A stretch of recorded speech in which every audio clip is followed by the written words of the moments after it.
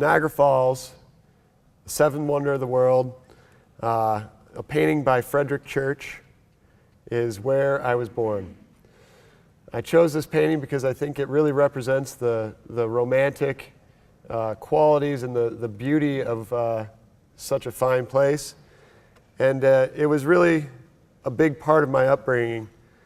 I'm the youngest of 4 children. My mother and father were both educators. And I spent a lot of time with my siblings, hiking through the gorge, collecting rocks, fishing, and spent a lot of times just kind of hunting around out there.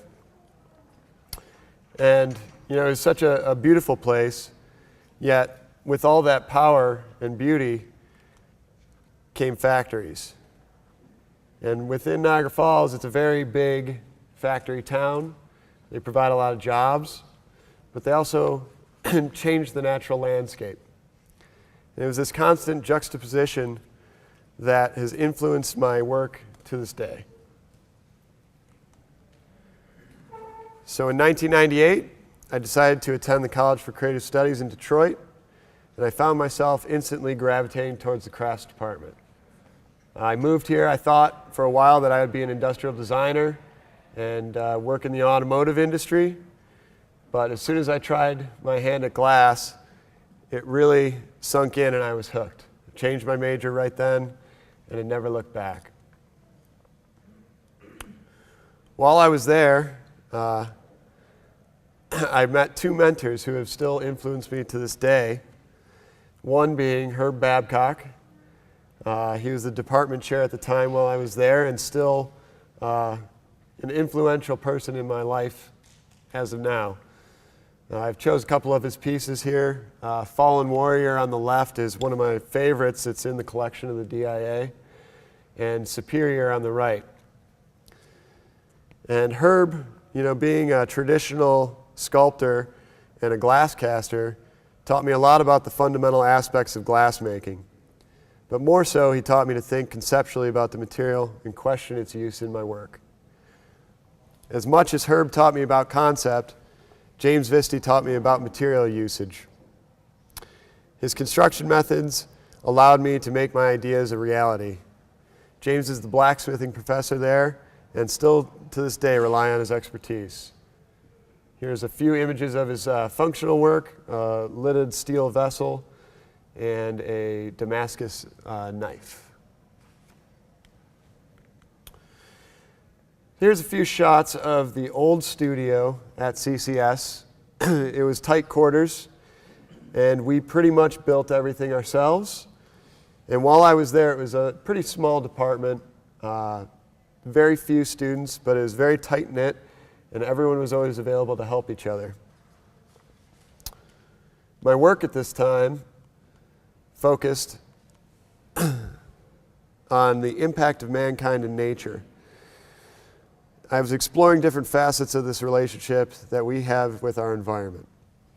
This piece is called Human Touch, and they're solid sculpted glass bones that are finished with regular acrylic paint. The bones have been altered from their natural shape by the imprint of my hand, both physically and metaphorically. If you look at the detail, you can see that my fingerprints are actually creating the texture and the shadow on the bones. So I really was starting to think about glass and think about, you know, using the concepts to portray an idea at a very, you know, the start of my career.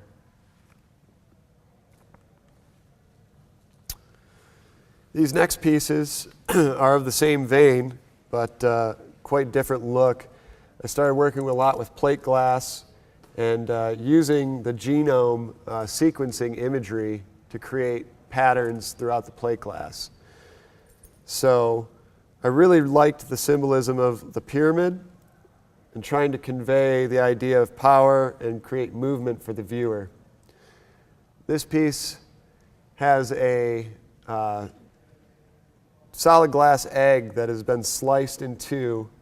And if you could see, if my slide was better at the time, you can see that inside the egg is a cell dividing. So it was really this idea of what we're doing to our environment and to our society. Again, another piece using the genome. I really liked the idea of the egg, and I started to use mirroring, creating different scale of the eggs to kind of exaggerate these effects of this genetic modification. You have a different slide here, same concept, different piece. As I continued through school, I definitely learned to use different materials. And here's a piece of a functional table that I designed that was called constriction. And the concept behind it was to use all of the materials that we normally build with and use them to contain and almost compress nature. So it was like the glass was going to be clamping down on a lid and snuffing out the plant inside. But what I wanted to do was keep a gap inside of it to allow the plant to find its way out. And so it started from seedlings and eventually grew to where you see it now, where it had grown out and taken over the tabletop. Doesn't make it so functional anymore.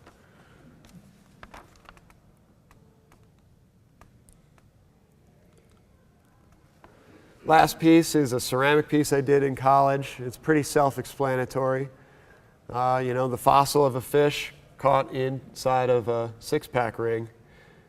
And I chose this slide because it was the first time that I really started to try to mimic stone.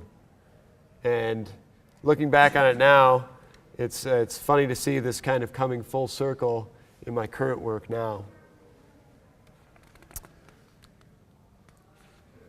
So, 2005, I had been out of school for a few years. I had moved around. I moved to Ann Arbor, and I met my future wife, Leah. And I had finally recovered from a serious hand injury that almost cost me the use of my right hand. And I began work at the Henry Ford. Here's a shot of the hot shop today. Two of the assistants working. It was there when I started working under Jeff Macke that I truly started to hone my skills as a craftsman. I put all my conceptual work aside and decided to set some time to really hone my craft. I wanted to focus intensely on the demands of technical glassblowing, and following are a few images of the work I produced at the time. So here's a Roman-style ewer,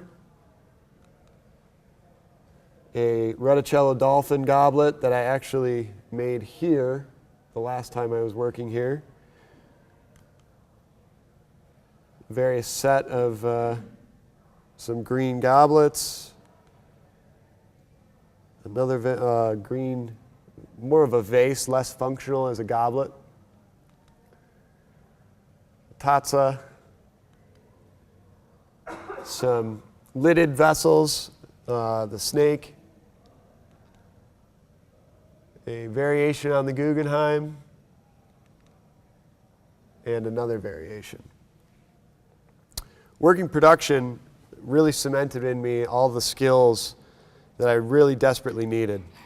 And while technically challenging, it left me wanting more.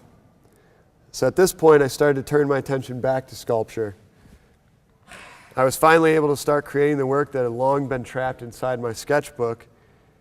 And this series is really a transitional step for the way I started to think of the vessel. These are Caledonia vases that involve multiple cane pickups. And you can see the two on the left have a cane pickup that is fully melted in and picked up, and then a secondary cane pickup would be involved and not melted in and left to kind of work as it was on the outside. The surface was left matte, and I liked taking the sheen away from it. It made it more of a ceramic and took it away from the glass. So at this point is when I started to really focus on this Karen series. And this piece, Wait, is one of the first pieces I did. And the stones really represent nature, but also they represent the intrinsic balance of humans and their environment. Going back to this work, this idea of our effect that we have on nature, kind of going back to it and reassessing where I was in college. I make each stone separately. They're all done with powders and multiple powder pickups. And I usually, in this case, I cold work all of them and do cold assembly at my home studio while simultaneously working on the I-beams. All the forging's done at CCS, and these are about 3.5-foot I-beams. So moving them around and getting them to bend is quite a challenge. Here's a detail of that shot. You can see some of the powder pickups, sifted over multiple layers. Some of these get sandblasted, some of them are left raw. It's really, almost like going back to, picking stones off the beach. Really, I'll have groups of, 40 or 50 of them laid out, and I'll just sit and stack until I find the ones that I like the best. This piece is called Cyclicality. It utilizes the symbolism of the circle within this stacked stone motif. This particular piece was put together completely hot and is about 2.5 feet in diameter.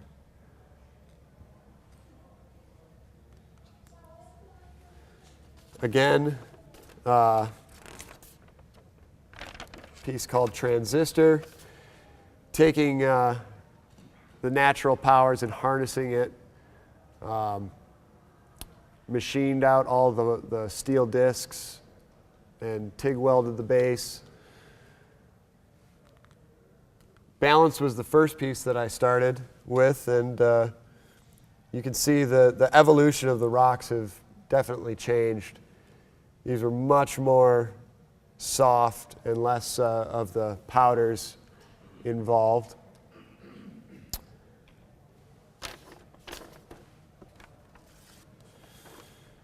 Current piece that I just finished a few months ago called Atonement, and this is starting to break from the single solitary stack, starting to utilize the steel as more of a dynamic visual element, and allowing some space involved for other separate pieces, some of the smaller stones that are set aside.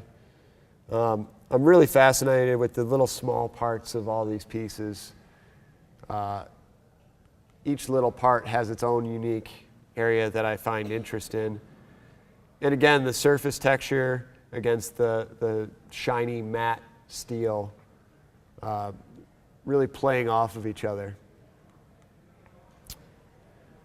Propagation is a piece within the same realm, completely different style. These are all solid sculpted at the furnace individually and then glued. They're all cold assembly. The steel box I formed and fabricated and actually forged out the interior to create this tearing effect of the steel. I really wanted to create a plant that was, bursting from a metal box that it should be able to constrain, and yet it was unable to hold this fragile thing inside. And this piece is about 18 inches for reference.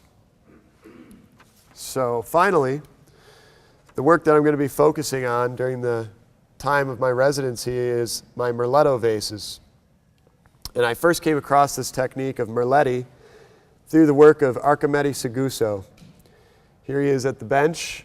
He passed away in the late 90s, I believe, and it was the first time that I saw glass cane altered other than your straightforward twisted pattern.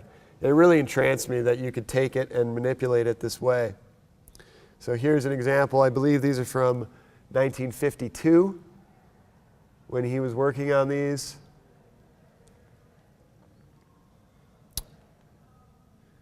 So this historic technique, it involves multiple layers of cane picked up and folded and twisted to create a lace pattern. But in reality, it's the same thing as a spirograph. taking a circle and rotating it around another circle. And so in mathematics, it's called a trochoid. And instead of with a spirograph, where you're looking at it from a bird's eye view, on a vase, you'll be looking at it from its side view. So if you can see that some of these pieces, if you were to look at them from the top, you would have a different style. It would be more of the patterns that are on the box.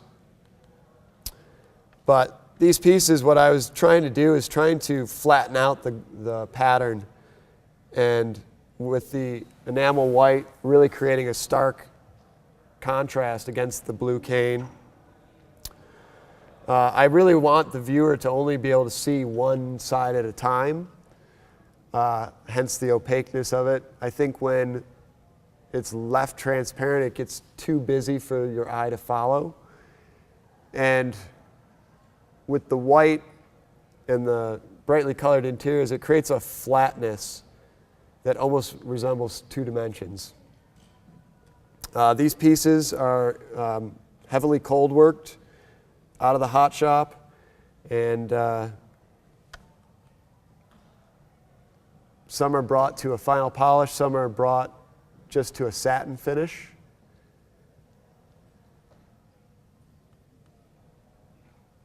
Different versions. I really love the use of the pairs and the interaction that the two vessels have together. I like to show them this way as opposed to having them as a separate piece. These were actually done as a double cane pickup, but more of a reticello style of cane work, where I did two complete cane pickups and stuffed them together, whereas on the right you can see it's much more dense than any of the others. These are a few of the last ones that I have that are the most current. Just finished these probably about a month ago. You know, I've worked on these, and I've thought about them as a strange dichotomy in my work. The function and sculpture, back and forth, blown and solid, metal and glass. And these are the constant themes that run throughout. I love the use of texture in glass, whether it's through paint, satin finishes, or a rough surface of unmelted powders. There's a want to have the glass be surprising to the viewer and to take on unexpected appearances. The juxtaposition of chaos and order of the Mulatto pieces relate directly to the crushed I-beams and the stacked cairns. So tonight, after this, we'll be going into the hot shop and creating one of these pieces from scratch. So I'd like to invite all of you over to come watch and enjoy. Thank you again for your time, and have a great night.